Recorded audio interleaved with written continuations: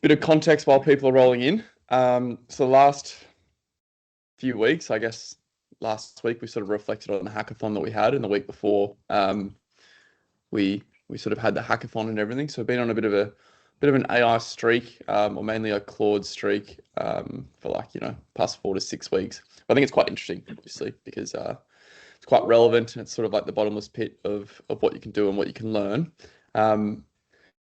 What a lot of people have been doing is mainly, I guess, like using Claude or like Claude skills or workflows to it's like augment their work, I would say, and like it be a tool in the tool belt, as opposed to being like the entire building or the entire tool belt, however you want to go with the metaphor.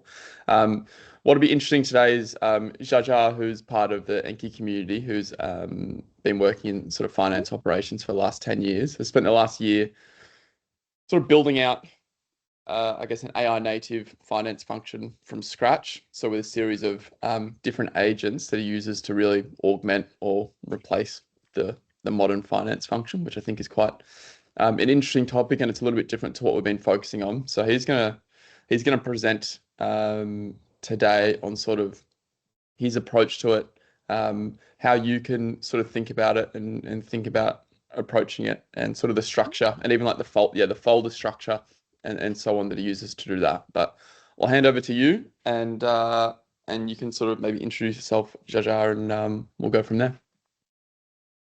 Yeah, thanks very much, Jed. Morning, everyone. Happy Friday. Yeah, I am Jujhar. Nice to meet you all. Yeah, I've been in the enki community for a little while now, but just in the background, being kind of busy building away at this.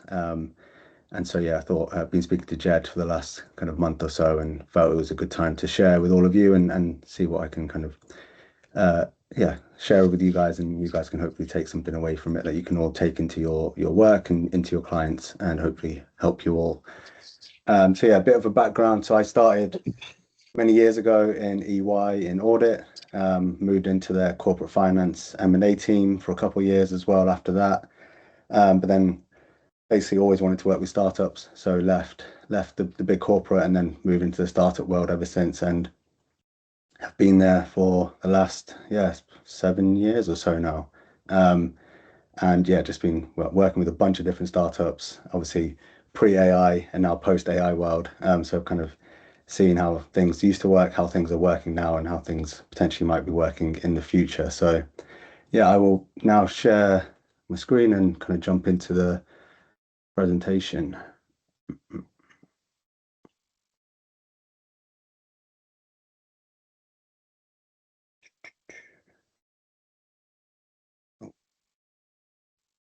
Okay, bear with me. I'm going to have to rejoin to allow Teams to share my screen. 1 second. All good, no stress. While he's gone, I'll go around the room, see what people have been up to. Marcus Lee, how are you? How's your week been? Good, thank you. This is my first time joining up for one of these meets, so yeah, appreciate it. Thank you. Yeah, I thought so. I didn't think I've seen you before. Yeah, maybe you can. I've been snowed under since I joined the community. Really snowed under, and now now I'm getting a bit more free time. So yeah, good to speak. Beautiful. Welcome.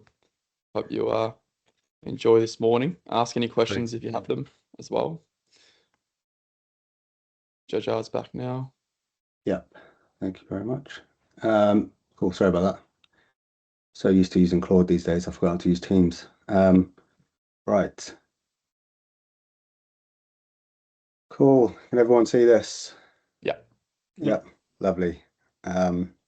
Cool, okay, so yeah, I'm going to talk through kind of the building blocks of setting up an AI-powered finance function, one that you guys can hopefully use in all your day-to-day work with your clients, and take bits away from that. So yeah, we're going to talk through the architecture I use. So that like Jed mentioned, the folder structure that I use, the patterns within the skills and the agents, to make sure that it's all defensible and it's doing exactly what we want it to do, and not being AI and going off on its own little road and making things up, as it were.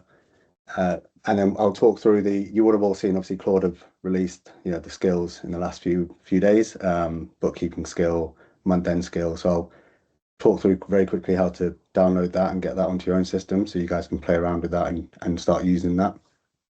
And yeah, and then hopefully, yeah, you guys will leave here today with something useful to take into your day-to-day work.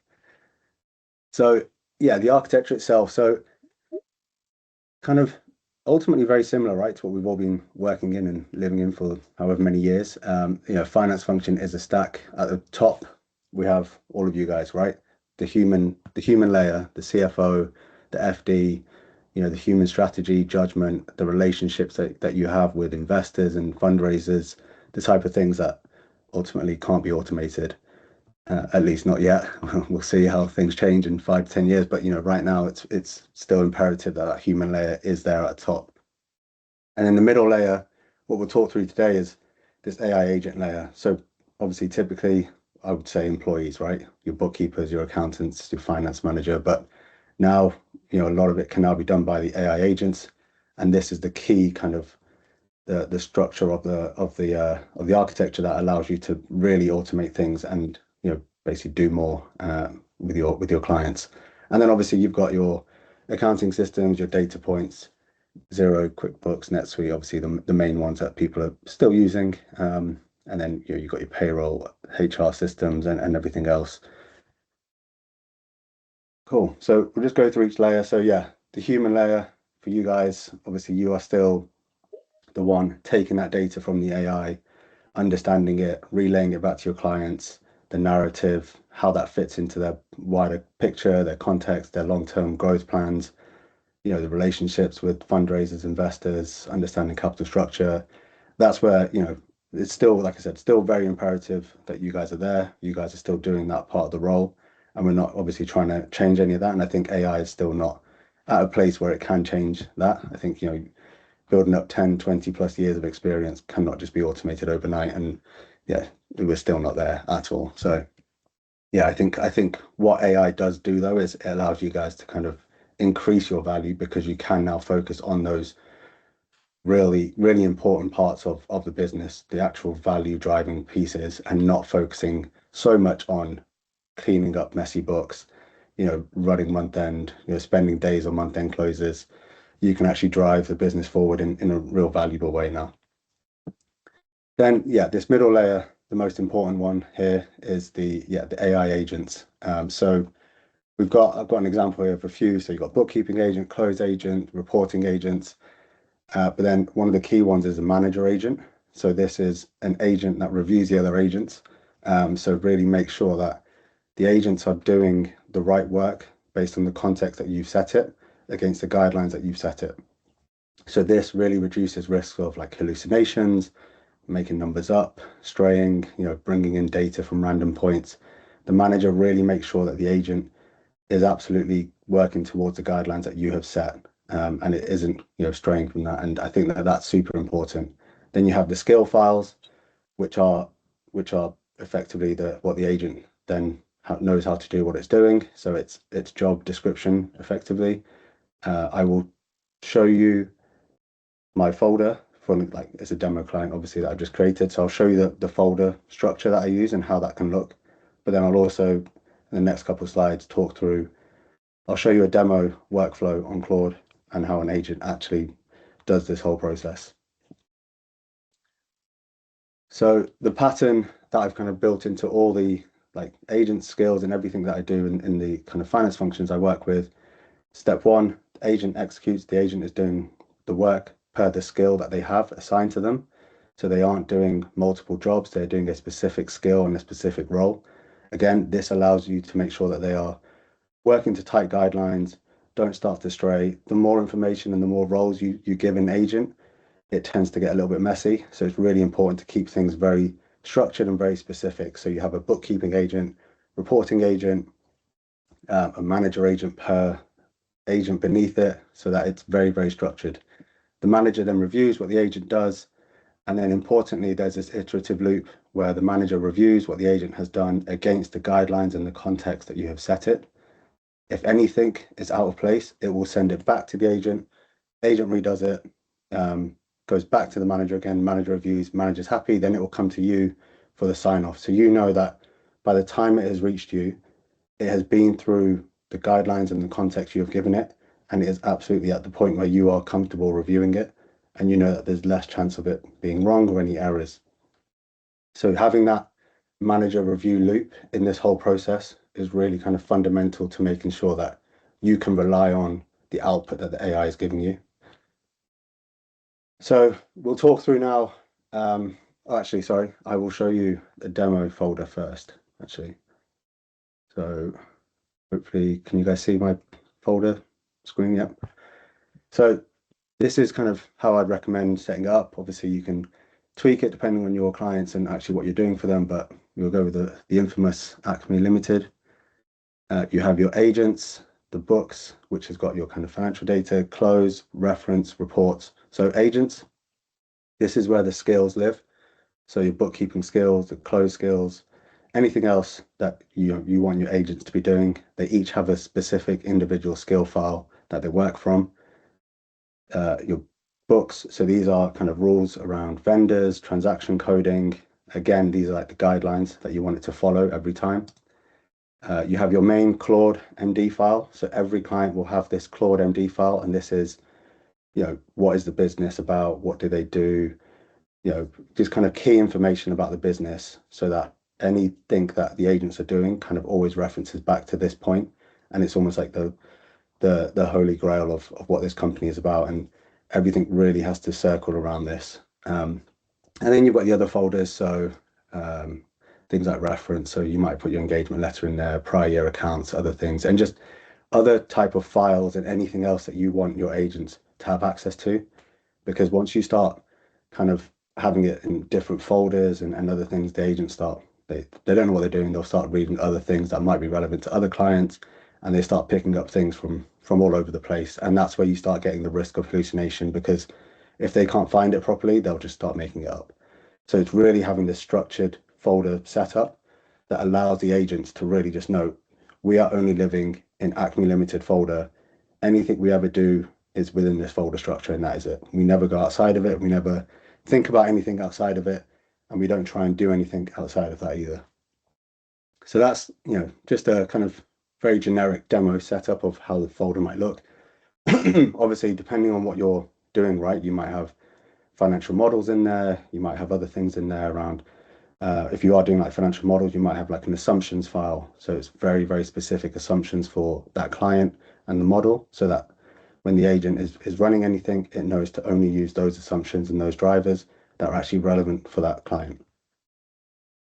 Cool. So then I will go into an example like workflow. So obviously bookkeeping is one that we always hear. So what I will do is I will just, in my Claude, because I've got it all set up now, it's going to read from that demo folder I just shared with you guys.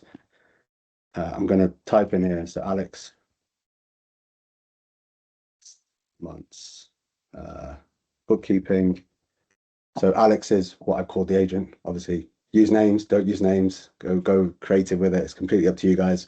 I like to do it, just makes it a bit more fun, and probably gets a little bit weird after a while when you're chatting to someone, an AI agent with a name, but you get used to it after a while. So yeah, if I'm going to press this, what it's going to do is it's going to read the folder structure. It's going to go to this bookkeeping skill, and then it's going to start doing what the skill talks about. So yeah, you can see it's checking the bookkeeping setup, and it's going to start running through that skill. So while it's kind of just figuring things out, I'll just talk through kind of how this process will look, and then as it's done, I'll actually talk you through it. So you've got the inputs. So whatever you need to do your bookkeeping, right? Your bank feed, transaction data, you've Xero, QuickBooks, and NetSuite, whatever you're using, we can pull data from there. I think you saw in the chat the other day, QuickBooks doesn't quite have an MCP yet, but there's workarounds with Xero and QuickBooks to get data out of it in a way that Claude can use it. So you get that data, the agent then checks that data against its skill. What is it looking for? What are the kind of criteria that it needs to understand? And then it will do the work that you've asked it to do. Once it's completed everything, it will send it to the manager. Manager of that bookkeeping agent will review it against strict guidelines of what the bookkeeping agent should do, i.e., has it miscoded something for a vendor? against the main vendor listing? Has it not coded something? Has it missed something? So the manager is really doing a full review of it before you even see it. The manager will then send it back if anything is missing, and then kind of have this iterative loop until the manager is happy that all the criteria you've asked of it is actually completed. And then it'll be sent to you, and then you can do like a final review of all the outputs. So hopefully, sorry, let me just still running.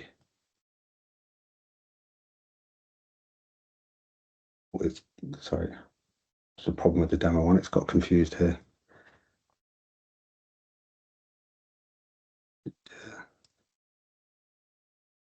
Cool. So that's the kind of main workflow process, and that's kind of how all the kind of skill files should be working as you're going through it. And yeah, this is kind of the key, I suppose, to making sure that it's a workflow that you can rely on and that you can trust.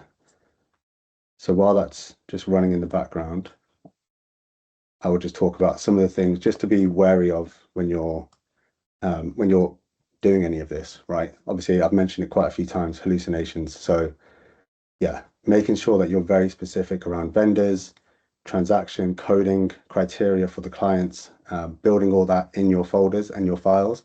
Make sure that that hallucination risk is really, really reduced.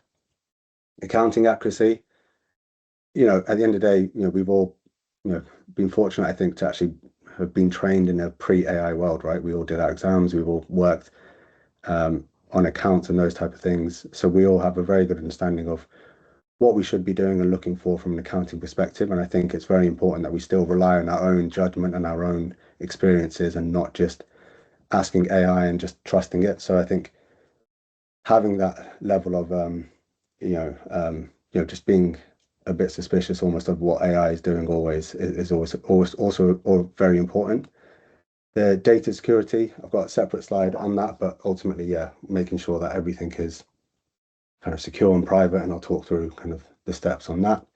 The setup cost, ultimately, trying to get like a really super AI powered finance function does take time. You're basically replicating jobs, right? Workflows, bookkeeping jobs, things like that, putting it into files. It takes time to build that out and build it in a way that is sustainable and actually works for your client. And I think that it can't really be underestimated, I guess, on how much time that can take, particularly, for all of us, right? We're working with multiple clients. We don't necessarily have dedicated blocks of time to just build out these type of things. So I think just being conscious of that, and it's not always a quick and easy win and fix like some people on Instagram might make you think. I think a lot of quick, some processes can be quite quick, but ultimately, if you actually want it to be a finance function that you can rely on and your clients trust as well, a lot of time will have to go into it and building it and making sure that it's all kind of built the right way. And then drift. So this is really making sure that your AI finance function moves along with you and moves along with the business. What you did 6 months ago in the client may not be relevant now because things change, right? Cash flow changes, they might try to pivot into new industry. So making sure that as you're going and you're doing things, you're kind of constantly keeping your AI files updated for that. And that's where that like main Claude MD file comes into it. So, typically when I'm working on clients and things change, I'm making sure that that Claude MD file is being updated at all times for latest changes in the business. And that way I know when I need to do anything else going forward, it's got the relevant context for the business that as of now and not the business of 6 months ago or a year ago. And then, the folder discipline. The folder discipline is obviously, super key, as I've mentioned. One folder per client. Each one has a Claude MD file that just gives a whole kind of summary of the business. And then they've got specific skill files within there. I think the key thing to know is, the skill files, for example, that Claude have released and, that many other people have kind of put out there, they're not going to be tailored specifically to your clients, right? The systems they use, the workflows, the kind of weird nuances that they might have around coding certain things. So I think it's very important that, you can take these skill files, but you make sure that they are actually relevant for your client and that they sit within that relevant client folder. So I think having that folder discipline and having that structure on your desktop is really, really important to making sure that it can all kind of work. Okay, so I'll go back now to Claude. So this is what Claude has done now. So Alex has read the brief. So they've read their skill MD file. They've read what they need to do. Obviously, yeah, this is all based on like random demo data that I've just plugged in. And it has gone through what it needs to understand. It's checked the bank feed against the vendor master rules. It's pulled out the bank transaction CSV that I've given it, and it's understood the context as well. So it's understood that there's a new pilot going live. There's a Series B prep starting. We've got the High Bobs onboarded now in March and things like that. So it's just understanding the context of the business before it just jumps into the work, so that it makes sure that when it then reviews the transactions, it understands the transactions a lot better and it can understand where things need to be coded. So then stage 2, so Alex has now coded the 40 transactions. So you can see here, it's doing it this way.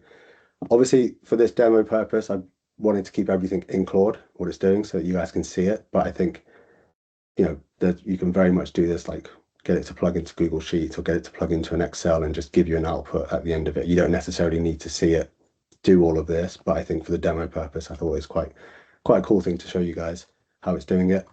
So you can see it's kind of coded things. Auto coded is where it's like, against the vendors that it knows, it's like 100% confident that this is where it should be coded, and it's done it straight away. And then it's flagged a few things which will go to the manager to review.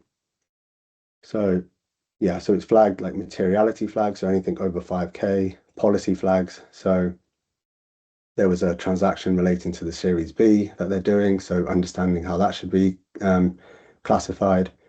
And then human classification, so there's a couple of things where it's not sure and it will need your input as well. But ultimately, I mean, this is only 40 transactions, but it could do hundreds of transactions in just the same amount of time. And then you can get a nice summary of the key things to look out for. And then it's gone to Morgan. So Morgan's the manager agent in this case. So the manager has reviewed, and you can see here it's got a checklist in its skill MD file that it's reviewing every single thing against. So every transaction processed, flagged items, anything over 5K, the material items have been flagged, etc. But then you can see here it's got a fail. So the strike gross up was not performed. So it's picked up this fail that the agent didn't pick up on. So it sent it back to the agent, told the agent what's required, what it needs to do. And then, yeah, the agent's corrected it, come back again. And now Morgan's, here we go, Morgan, all 13 items are now ticked, everything's happy. And now it comes to you for the final sign off. So it's now set up the output files back into your folder that we talked through. So there'll be an outputs file in there. So everything's back in there. You've got a key summary of the 5 or 6 things to look out for, to understand about it, and then you can just sign off in it and you're good to go. And depending on kind of the systems that are used and the rest of the process, how you actually then get it into Xero or QuickBook or NetSuite is very much dependent on that setup. But there are ways to kind of automate that process as well.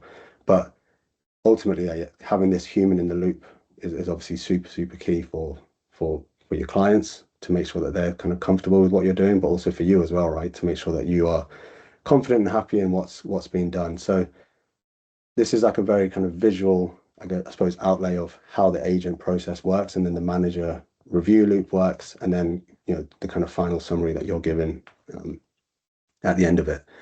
And this is, this can basically be transformed into any kind of workflow and any process that you may think about, to be honest. And you can have agents doing all type of things, having the manager review it.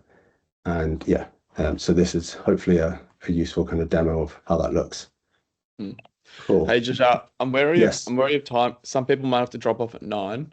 We've extended these calls by 10 minutes, so we'll go till 10 past 9. But if someone has a question and they've got to drop off at 9, feel free to ask it now. If not, we can keep rocking and rolling. All I good. dropped mine in the chat. Hey, and hi, Jujhar. Long time no see. Oh, hey, Linda. Hey. How are you? I'm good. How are you? Yeah, good, thanks. Yeah, I can repeat it if you don't mind, if you want. But I've also dropped it in the chat, and I think it's quite relevant for all us fractionals. It's just kind of how you work around in a multi-client setup. Because what I've faced with is obviously like I've been experimenting on my own account, but then how are you managing basically, yeah, separating different clients, and then also but at the same time replicating what you've done in one so that you don't start from scratch. Yeah, so yeah, I suppose it's an important question, and I think it depends on a couple of things really. So some of my clients have got like just within their company they're using Claude, right? So they've got Claude team and all that, and so I'm more than happy to kind of use their instances because of the fact of, you know, it keeps it local, keeps it within their kind of company, and they're also confident from the kind of privacy perspective. So in those instances, I suppose it's yeah, I've like I said, I think most companies now are kind of going towards, you know, having Claude for their employees. So I think that's what I've come across anyway in the companies that I've worked with. But otherwise, so I'm not kind of, and I don't necessarily, you know, ask them to set up enterprise team accounts because depending on their need. But yeah, like I said, most are doing it themselves anyway because they're seeing the value in their team having that. So that's kind of the main way that I've been doing it, because it's just how clients have been working, and it's just made sense to do it that way. And I think it just gives a lot more comfort, I think, to them as well, that, you know, their data is staying within their kind of ecosystem as well. Yeah, absolutely. That's exactly kind of what I'm faced with, because a lot of them are very conscious, so they just want to have it in their environment. But then, so what are you like literally copy pasting the prompts into a new environment, or how are you kind of Well, so this like, are is you literally setting stuff? no, good question. So this is where the folder structure is important. So yeah, you're not copying and pasting the prompts, you're replicating this folder structure. So if you replicate this folder structure per client, and then in Claude, you basically, can I show you? If you click like add folder here in Claude and you hook it up to that folder that you set up, it will only read whatever's in that folder. So Right. the folder structure is the thing that you're replicating, not the prompts. And I think that is what makes this so kind of valuable and so like scalable, is because obviously you'll have to tweak the folders like in terms of the files within it because it has to be relevant to the you know the customer and the client. But this is what you're trying to replicate, not the prompts themselves, because otherwise, yeah, you're going to end up like copying like 1,000,001 prompts. But I think if you have set skills and set up for each folder, then you can kind of prompt and ask whatever you want of it in a much easier way without having to think about what did I ask, you know, last time for the other client and those type of things. And copying between instances is a lot easier in this sense when you're just doing it this way. Got it. Okay. Hope that makes Thank you. sense. Yeah.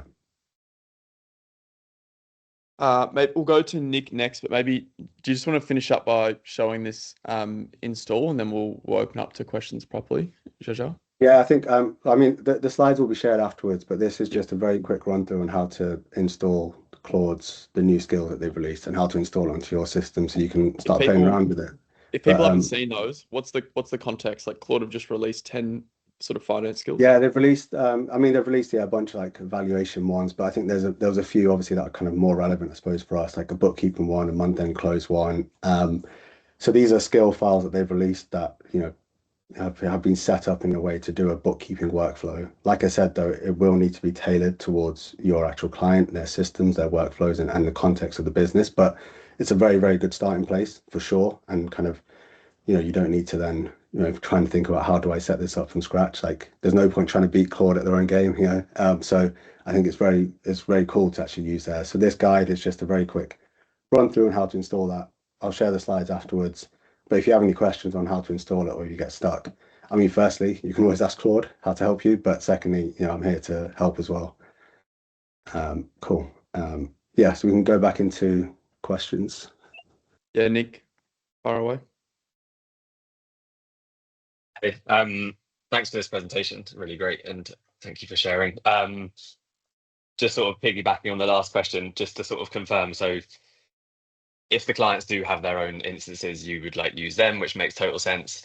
But when you talk about sort of setting up the folders within the Claude interface itself, are you setting up each client as a project, and therefore you then point the project at the folder and it sort of operates as its own little environment? Or have I misunderstood Yeah, that bit? that's basically it. Yeah, that's basically it. So like you've got this, this individual project. So like anything you ask then within it is obviously based around that client, but also it only then reads the folder structure that you've attached it to. So it won't start to because obviously like I appreciate you'll have multiple clients, right? And what you don't want is to start thinking client A and client B and start pulling like data from different places. So just having like specific projects linked to specific folders then means that when you then ask it questions, it's only specific about that. And obviously when you're then jumping between clients, like the questions you're asking aren't going to then start filtering into another environment, as it were. Nice. And then just one small follow-up question, maybe a little bit operational, but I've created a skill in Claude before, but as far as I'm aware, it sort of sits centrally, if that makes sense. Whereas what you're saying is like once you've created a skill that sort of should be applicable across clients, you can broadly speaking like copy and paste that skill into the relevant folder of the client and say, this is the version of that skill for this client, and I'm maybe going to like tweak it. So only use this version. Is that how it works? Yeah, exactly. I think that's the best way, because again, it reduces the risk of Claude. Like if you point it to a central location, there is always a chance that it starts to pull in data from that central location as well. That might include non-relevant things. So yeah, you can absolutely create, and it's the same thing like with the Claude skills, right? Like they are, centralized versions of a skill, but then you can then tweak it for a client and then make sure that is the one that is in your client folder. And I think that's, yeah, so absolutely kind of bulk create kind of centralized versions of skills, but then tweak them slightly for specific clients, or just copy and paste it in if you think it's absolutely kind of completely relevant. Then that's the best way to do it. Yeah. Okay, legend. Thank you very much. No worries. Ask away. If you got a question, I'll chuck your hand up. No questions are a dumb question at the end of the day. People are at different levels. Yeah, Stephen. Hi everyone. Yeah, just a quick one for me. What's the advantage of having a separate manager versus, say, having management control checks as an endpoint for each agent? I know I get where it's coming from. You're sort of cross-validating almost, but why can't it just have it in each agent in an inbuilt way? Why do they have to talk to each other? So you're saying why have a separate manager? Yeah. Or just not have it, or why not just have it built into the actual skill itself? Yeah, because you've got, say you had like Alex the bookkeeper. Why doesn't Alex perform management checks at the end of each process and not have to have an extra layer of? I think, I think for me, part of it is like the bookkeeping workflow is quite simple and straightforward, but you will have workflows that might get a bit complex. And I think that as wonderful as AI is, I think sometimes the more you tell it and the more you ask it to do in one hit, the more chance of it starting to like deviate a little bit and starting to kind of confuse things.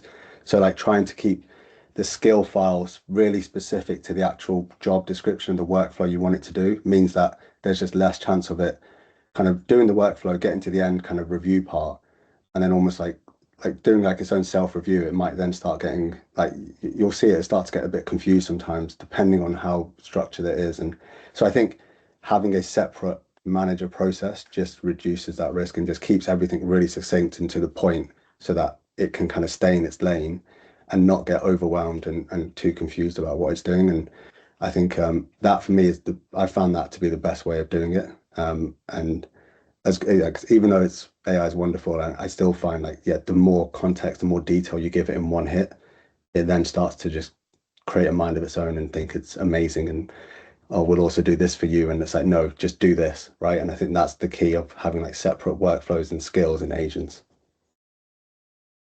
Thanks, it makes sense. Yeah. Cool. I'm Courtney.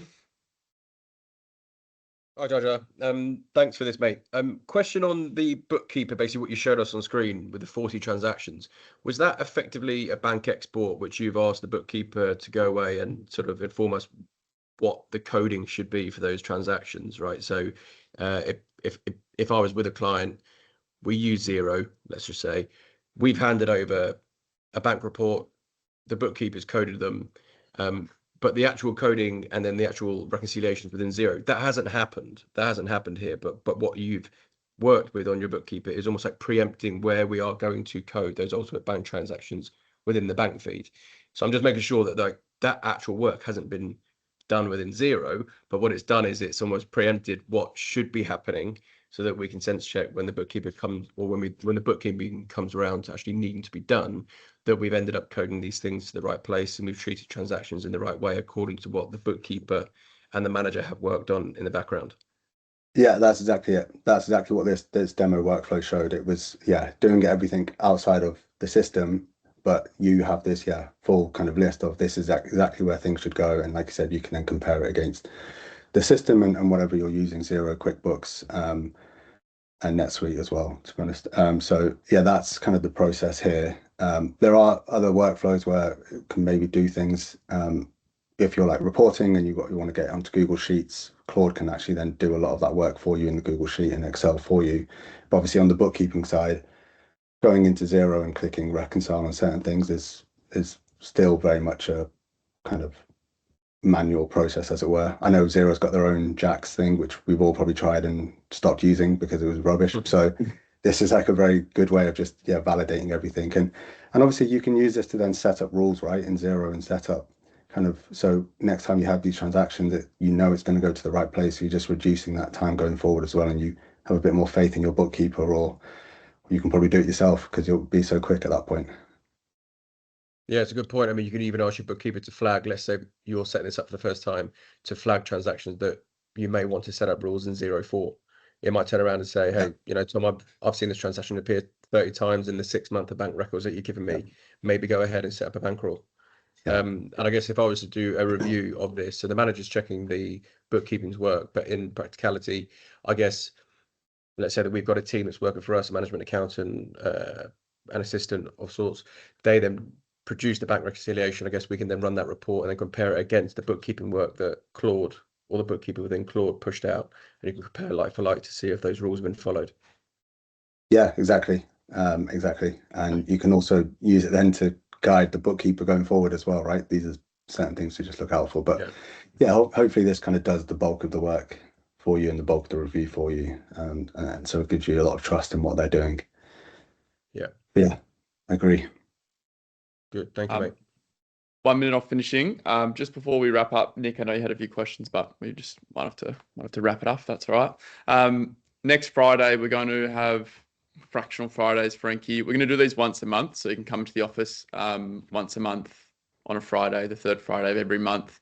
And Jujhar is going to be in the office next Friday. And we've got a few slots if you want to book in some sort of one-on-one time, because I know people have a lot of questions, and often we're discussing it in a group context, so it's hard to get tailored tactical advice, or someone to sort of like hold your hand and walk you through something you'd sort of like to build at the end of the day, which is pretty valuable. So if you're interested in just sitting down with him for an hour next Friday face to face, shoot me an email. We'll have like 3 or 4 slots probably. We'll do 3 or 4 people that day.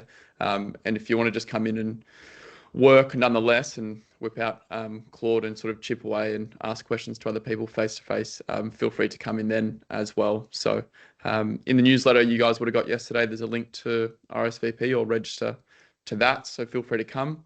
But yeah, it's a good chance to sit down and do it one-to-one, which is something pretty rare, I think, that we do. Not sure if you want to add anything on the end there, Jujhar. Yeah, I think it'd be great if any of you want to do that next week. Bring your laptops, bring your workflows, bring your clients like information out, and we can actually work together and build out some of these like project folder structures for you, and kind of get you set up so that you can start doing this by yourself as well.